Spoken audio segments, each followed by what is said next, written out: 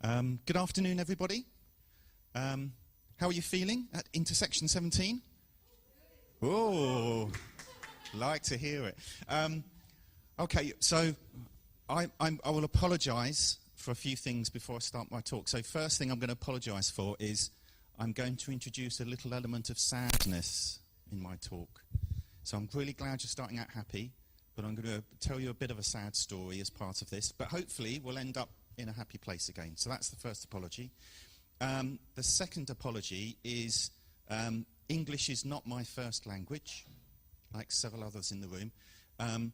So if I retreat into my natural language of London, with various colloquialisms and other phrases, please shout out, stop me, and I'll try and speak more plainly. So that's my other apology. And I guess the final apology is I'm trained in project and program management and engineering, and I've heard from some of the talks already there's quite a lot of people who are specialised in design and creative work and things like that, so I apologise if a little element of that creeps in. So let's get going.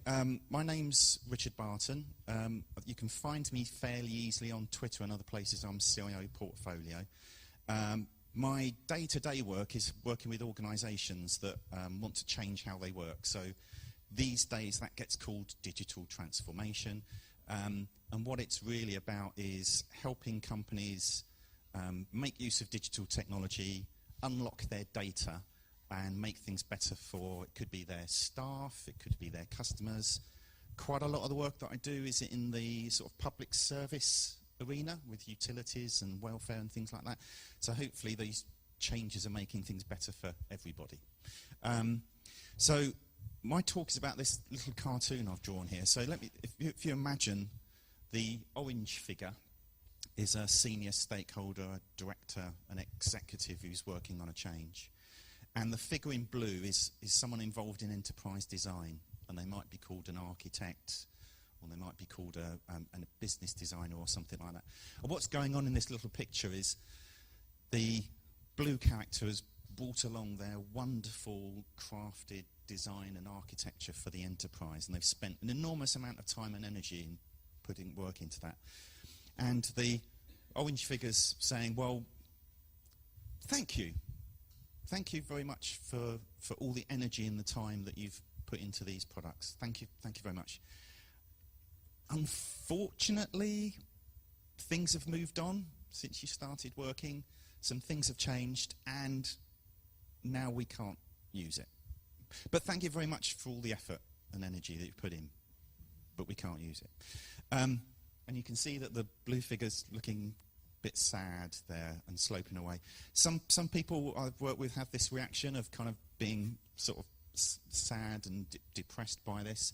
Other people might take a more active reaction. They might get angry. Why are these business and executives not listening to us? Why isn't it obvious to them all the great things that we're doing? So you can get those different reactions.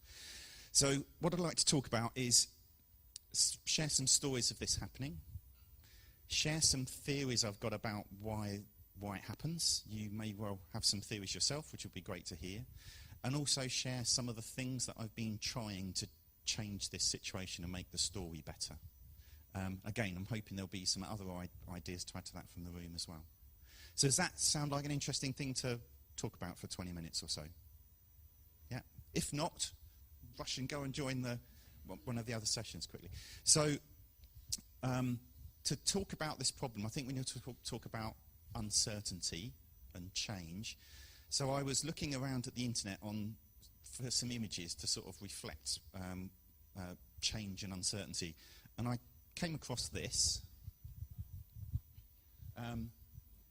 Presumably you know what at least one of those characters are. The other one's my local political representative. He's kind of known and not always in a good way in our country, and I think it's really helpful that people like Donald Trump have a view about Brexit. So that's really good. But I think that's it's useful to know that in the UK, we've got some really fine, upstanding politicians who can help us navigate all of this uncertainty. Politicians like Lord Buckethead, who's earlier this year was standing against Theresa May, our Prime Minister, in an election. Crazy things going on over the last 12 months. But maybe they're a bit too extreme, they're a bit too far removed from the sort of work that we do. So let's think of something a bit more down to earth, a bit closer to home. So here's me doing one of my sort of target operating model pieces of work. So myself and other architects get asked to look into the future and produce might be a target architecture, a target operating model, something like that. And 5 years is a common thing that we get asked to look at. It's a kind of a reasonable period of time to explore. So here I am, back in 2012, looking forward 5 years and trying to understand how this organisation that I'm working for is going to be built. It's really hard to do. So first of all, there are things that don't exist when I start that piece of work that are going to come on and change how our organisation is going to work. Now, some of those can be technical things if you're into IT, but they can also be new business models, new ways of working, new competitors. I've got a logo there for Monzo, which is sort of challenging some of the banks in the UK. It was only after 2012 that Airbnb came into the UK and started taking business. And there can be new threats and new challenges. So that's quite hard, because those things aren't there when you start to do this work. How can you take account of them? But it gets harder than that, because there are also some things that might exist, but maybe your networks don't value them very much yet. Maybe they haven't proven themselves in the marketplace. There's some technologies that maybe you could get away with not using by 2017, but iPhones and Androids, can you possibly work without thinking about those now? Maybe not. But then these changes get even deeper. So there are things that are stable, solid businesses, which in the time period that you're looking at, they change or go out of business. So I'm reading a lot of news at the moment about question marks about Uber and how it's being managed and its market share, when they're now quite an established large firm. I was doing work in 2013 looking at mobile services, and BlackBerry was the centre point of lots of the bits of the work that we were doing, and I'm sure several other people were in this similar who was involved in marketing and was getting very excited about 3D TV. Anyone going to admit to being involved in that? Where's that gone now? So that gets hard. But there's other kinds of change and uncertainty which are even harder. So I've put a little logo at the bottom here. Does anyone know who they are? Your hand up at the back. Yeah. 23andMe. Do you know what they do?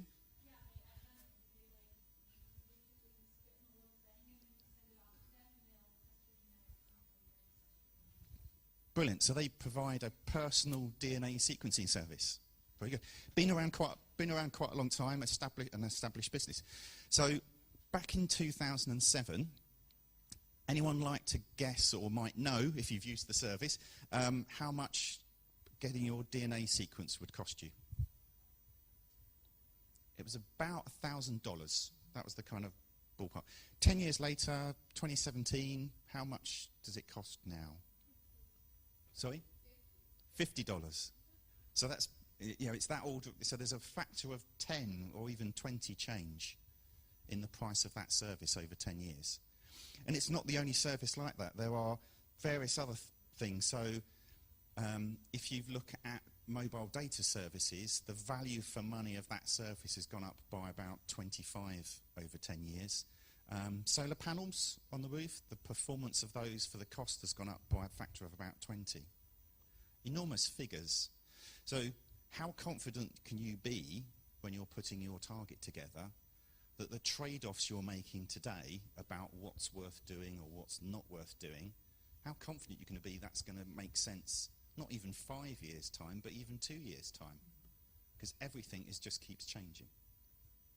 So this is why the architects are kind of walking away sad with all their deliverables, because things are just changing so fast. So how do we turn this around? Well, I suspect there's a few people in the audience who know how to deal with this, because I think people that have been working on product design and product innovation and things like that have been tackling these problems already. Maybe we should sort of share some lessons. So, back when I started my career, a typical project might look like these blocks at the bottom. I would go through various stages over, certainly months and sometimes years to make a change. And of course, we've heard some examples over the course of the talks this morning that people are no longer working this way, or they're moving away from this way of working. So, agile techniques, continuous delivery, iterative product development are becoming more and more common. And there's teams that are working much, much more quickly than this. So even in the field that I get involved with, in the public services, public services are not normally known for being fast, agile and innovative. There are some teams that can go from an idea to a live service in about 9 to 12 weeks. So a few sprints. Granted, that's the best public sector teams in the world, but they can already do that. But already we see some of the unicorns of the internet era, people like the Ubers and Amazons, just working at such an incredibly fast pace. So not even hours going between them trying it and releasing new ideas. So how do these people do this? Well, rather than go into a big lecture about agile techniques and things, one of the common things that comes out is these teams have learnt that fast iterations with your users, whoever they may be, generally wins. And this is one of the reasons why the things that the architect's doing, by comparison, seem like they're a bit like science fiction. So it might be quite exciting and might look quite good, but it's really just not relevant. I've a bit of a test here. So I've put a kind of a funny smudgy planet Earth on this picture, and a funny sort of galaxy up in the corner. Does anyone know what those are? Possibly not. So the one in blue is the architecture of Netflix. Complete spider's web. The other one, I've got both of these off a guy called Adrian Cockcroft, who used to be Netflix's CTO, and he now has worked with Amazon via other things. The other one's the architecture of Twitter. Just a sort of, a web. These things just don't respond to the sorts of tools and techniques and analysis that many of our architects and engineers are used to using. And hence, that's why they kind of get ignored. So, what should we do? Well, I don't think the agile and digital teams have got it all their own way. So some of the things that they're coming across, they find quite hard to deal with. So if we look at those, maybe they give us some ideas about how we can help and do things differently. So I'm going to share a few of these. These are not all by any means, but there's just a few that I've picked out that I think we might be able to do something about. So the first one, imagine this is a sort of product development graph. So along the bottom are iterations of a product, and its performance is improving over time as we iterate. Sometimes what these teams find is there's a break in the flow. So part way through, they're iterating and iterating, get better and better, and suddenly something breaks down. So, and a classic example of this that I've seen is where an organisation is putting a process online, and they publish an electronic form, and they make it better and slicker and faster and easier to use. And at some point through the process, they go, hang on, if we properly transform this process, we wouldn't need a form, because we've already got all the information that we need another way. So we're optimizing this thing that we don't actually need. And and the process breaks. Now, a good agile team is still going to recover and cope and learn and pivot and do something else, so they'll still get through, but it would be nice if we could find a way of helping them spot and avoid some of these disconnects. So that's something we could look at. Another challenge is if you're going to quickly iterate with your users, that's fine as long as it's clear who your users are and how you can get to them. And they're not always the pleasant, accessible people that you like to think they are. So some of these users are malicious and they're out to cause havoc or disrupt what's going on. Some of these users might be your competitors who are legitimately trying to get in the way of your way of doing business so they can do better business themselves. Not easy to get to in the usual design and research techniques that the agile teams use, but still important people that you've got to deal with and handle. So maybe that's something we can help with as well. Here's a picture I'm trying to illustrate shared and common services. So obviously, I failed when I arrived in Spain to have the right plug to plug in my laptop. Had to fix that quickly. But in most cases, most of our devices will plug together to connect and display pictures on the screen. And that relies on there being some standards and agreements in place. Agile teams find this really hard. So if they're really focusing on the users and iterating and improvement, what you get is lots of very, very optimized silos. Lots of very specialized products that are very hard to share. Maybe the kind of tools and techniques that architects and designers use might help the agile teams deal with these. And the last one I'm just going to pick out, it's not only these four, is there are lots of things that you can't just create and delete with the push of a button, like you can with software. Some of these are very hard and tangible things like buildings and physical assets and equipment and things like that. But also importantly, there's some very fragile things like trust and things like relationships, things that you can't easily just delete and replace. If you damage trust with one of your iterations, you can't just go and do the reset button and everything's back to normal. So some of those things agile teams find difficult to deal with as well, but maybe with our different skill sets, maybe we can help them out. One of the things I find architects then naturally leap to when they see these kind of challenges, they go, well, that means these agile digital approaches are wrong then. All right? No, please, no. So these techniques are repeatedly winning. It doesn't mean they're perfect. They don't have to be perfect. Agile digital teams don't have to get everything right first time. Because they work so fast and because they've got good feedback loops and they learn, they will recover and reset their expectations and keep moving, and they still get to a quicker answer than the traditional techniques. So we shouldn't be using these challenges as ways to try and resist this. What we should be doing is learning from these and using our skills to help these teams go even faster and get even better. And I was going to share some ideas that I've been trying out, which so far seem to be working, and it'd be interesting to see if other people have got tools and techniques and hints and tips that they're finding to help them as well. Okay, so far?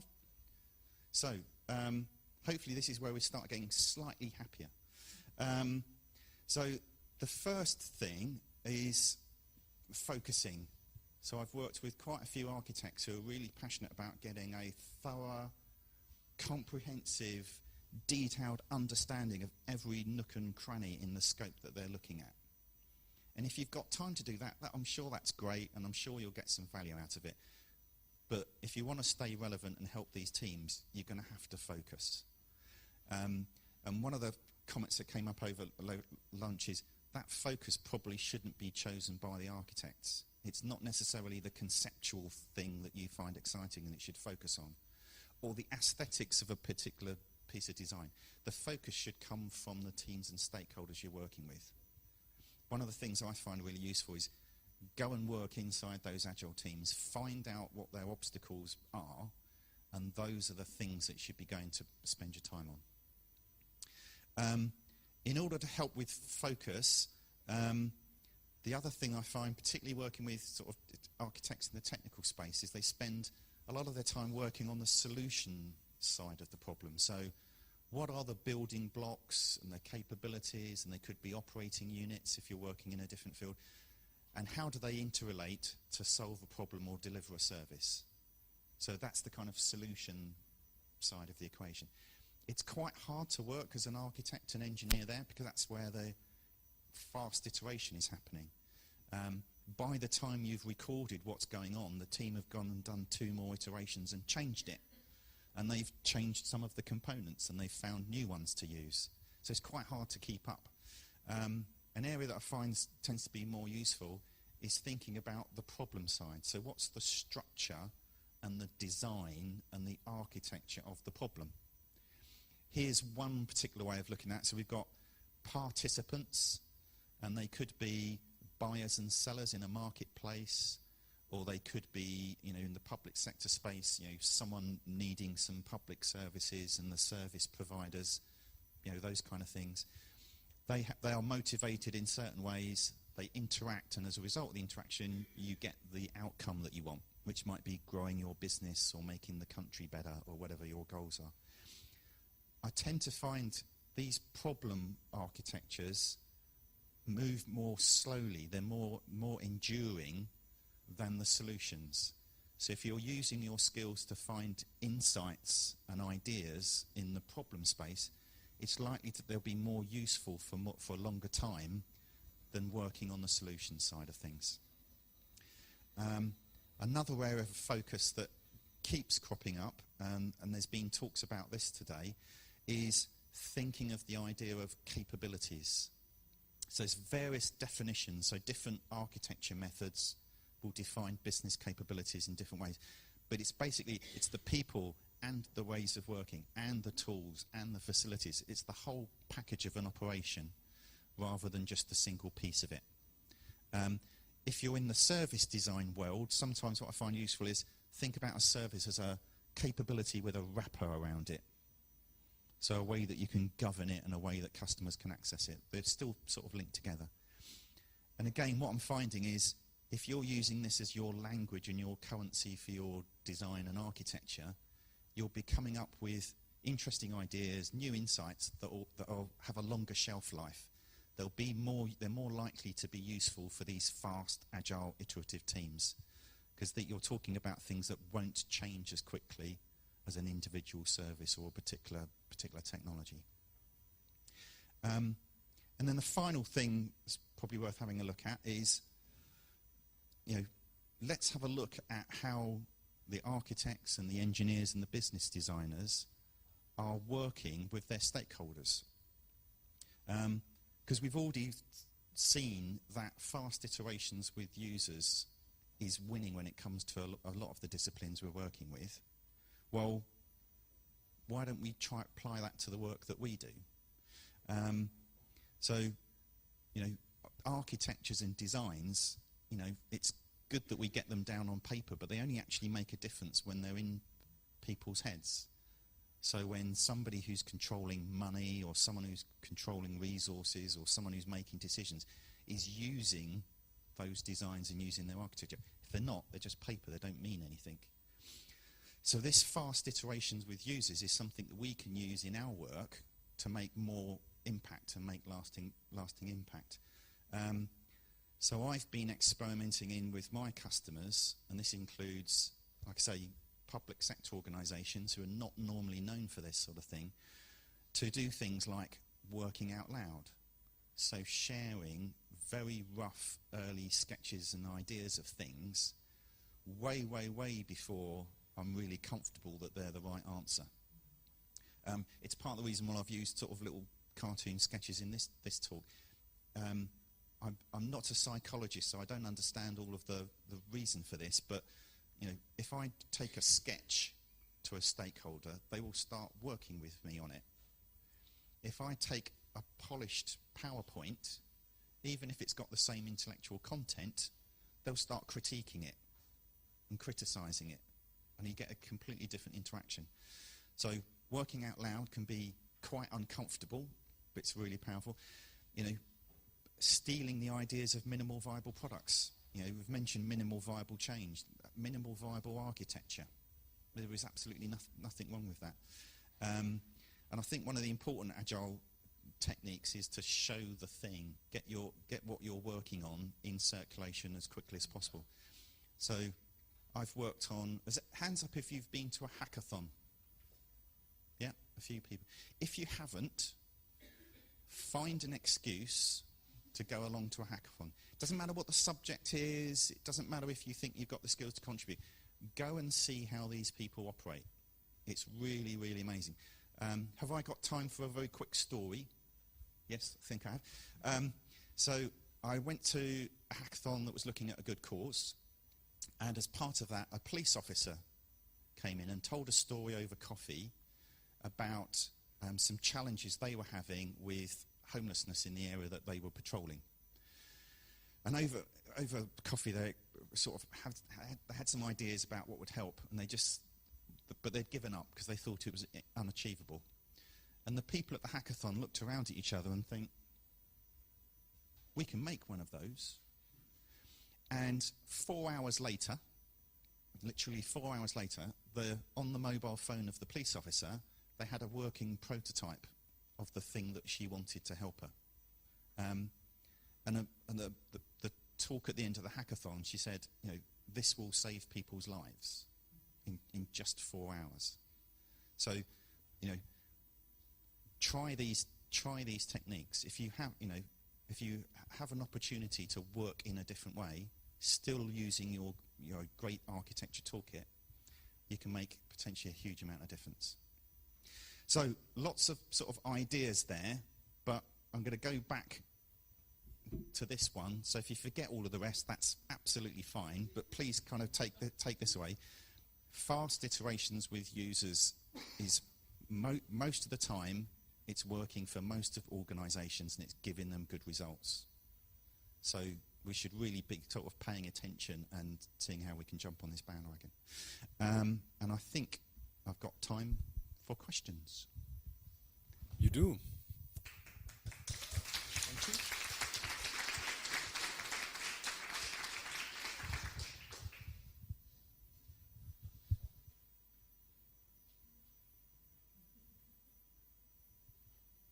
They're blown away. Blown with science.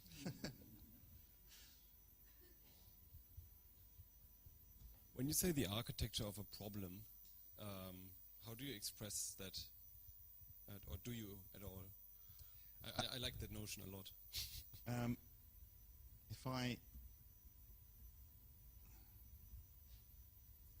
So this is an example. If I was working with senior stakeholders, I'd probably present it in a slightly different way.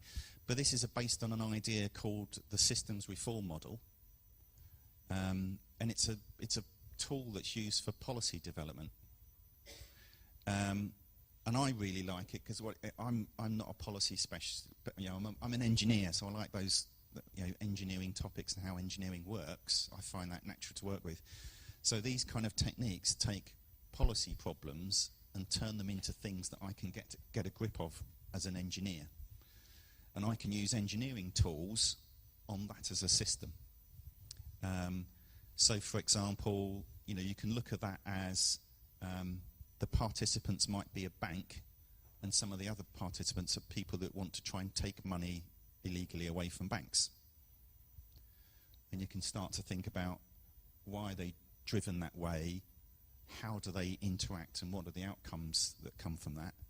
And then as an engineer and architect, you can start just from the problem side of things is, where can I attack?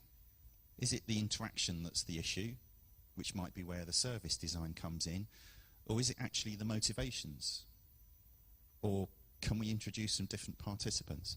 So that's one model. There are lots of different models, but I particularly like this one because it means I get to play with my engineering toolkit in that space. So all the things I'm practiced at, I can still apply to that different domain. Feels different to start with, but it's the same toolkit ultimately. Thank you. Thank you.